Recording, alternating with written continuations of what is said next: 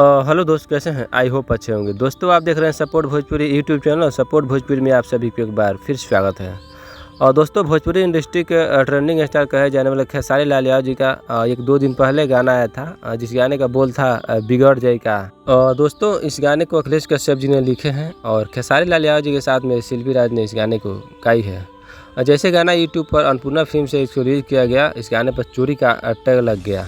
और दोस्तों, बताया जा रहा है कि अखिलेश कश्यप जी ने इस गाने को किसी और के गाने को उठाकर गवाए हैं। गाना अखिलेश कश्यप जी का लिखा हुआ नहीं है। इस गाने का मुखड़ा और धुन सब मैच कर रहा है।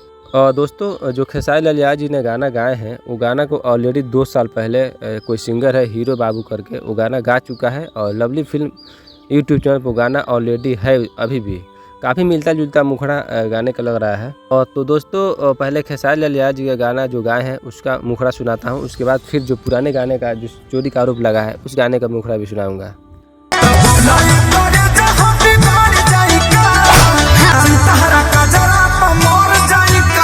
और ये रहा पुराना गाना।